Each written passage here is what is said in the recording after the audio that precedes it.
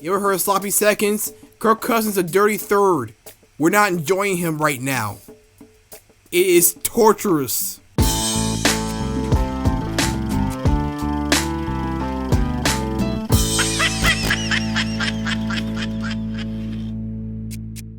Hello everyone, I hope this show finds you well. Welcome to the Brandon Dilworth Show. This is a show of sense and smack, and this is going to be me screaming on this pillow.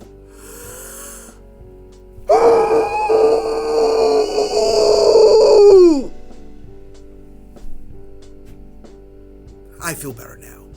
Let's rock and roll with some feel good content. We got golf stunts on tap for this segment, and boom! That's a pretty nice tag team approach there.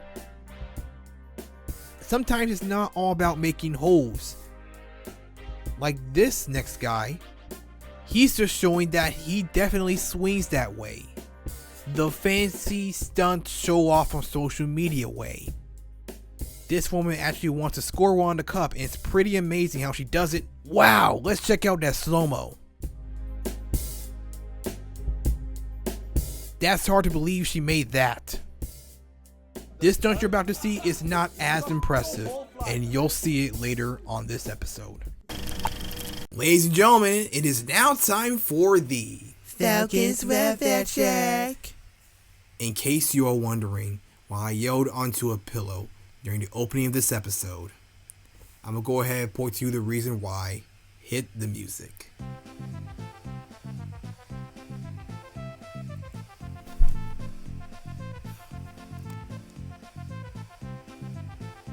There is a reason why I chose the music you are hearing in the background for this segment. And it is because these doggone Falcons got me looking like a doggone clown! See how I'm smiling? Trying to keep my composure. You know, I could go on and on about how the defense stinks. But instead, I'm going to point to you some extra commentary on the quarterback, Kirk Cousins, that I was not able to include due to time constraints. So, without further ado, take a look. I see what the Washington and Minnesota Vikings fans were talking about. Those are the teams that Kirk Cousins used to play for. And those fans of those teams try to warn Atlanta against acquiring Cousins. But they did it anyway. They got a fine for tampering, but to heck with that. Kirk Cousins signed a 4-year, $180 million contract and is guaranteed only $10 million after the 2025 season ends. Respectfully, I don't think this organization needs to give him any more money until he gives the Falcons fans what they deserve. A playoff appearance. Notice I didn't say a playoff win or playoff wins or a conference title. Definitely, I didn't say a Super Bowl. I just said a playoff appearance. A playoff appearance to show that at least, you guys have made some semblance of progress. Now, what last week Brandon said about QB Cousins, this week's Brandon is echoing. I mean, you might as well throw in Michael Penix Jr. into the fire. At this point, what in the world you gotta lose? You already lost first place to the Tampa Bay Buccaneers. Hey Becca, what's up? You ever heard of sloppy seconds? Kirk Cousins a dirty third. We're not enjoying him right now. It is torturous. He wins 6 games and now he's lost 7. That bye week did not help out matters at all. That's why I struggle to call the Falcons my team. You know what my team was supposed to be?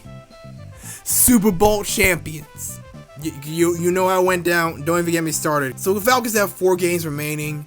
It's at Las Vegas, taking on the Raiders, and then they're going to be hosting the New York Giants. Then it'll be at Washington, Kirk Cousins' old flame, taking on the Commanders. And they will take on the Panthers again at Mercedes-Benz Stadium in the ATL. I'm not too worried about the Giants and the Panthers. As far as I'm concerned, they should be blowouts. Especially them 45-7 Panthers. I don't know about the Raiders, y'all. I don't know about the Commanders either. And both the Raiders and Commanders games, they're away games. At this point, I'll be blessed to see them in the wild card. They might get knocked out in the wild card game, if they make it. But at least they made progress, right? Right? Interview that Kirk Cousins had when he lost to the Steelers. It said he didn't play his standard. No, I'm pretty sure you played your standard.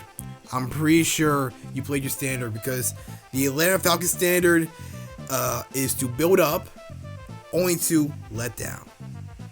So I think you're playing that standard pretty well.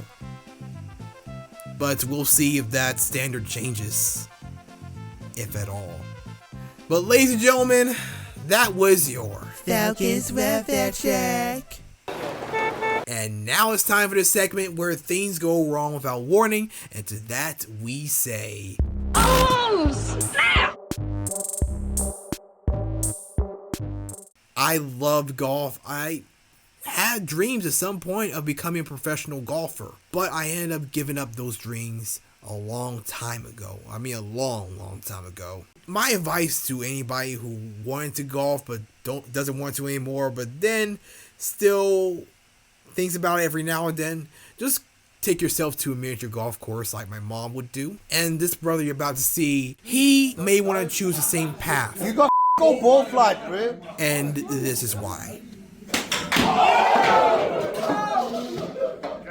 Instead of ball flight, the amateur golfer misjudges the ball height to clear this glass balcony, off which the ball bounces straight toward a man's head. His wound will heal, but next time he'll remember to check into Topgolf after scoring a birdie that rattled his brain. You know, might not be the most interesting thing to say, but I'm gonna say it anyway. Social media can often be a negative influence. Now, I'm not suggesting that it doesn't have any benefits for communication and information. It does, but too much of it can be damaging, injecting anxiety and depression and self-loathing. So it's not much of a stretch to understand why social media breaks are necessary to heal the mind and calm the noise. You'll have a better focus on what matters the most. And as far as those that hit the unfollow button, you're not losing them. They're losing the best version of you. Ladies and gentlemen, that's it for the show. Thank you so much for watching. Like, comment, share, subscribe, and click on the bell. Until we meet again, stay safe, God bless, and don't forget to love yourself and one another.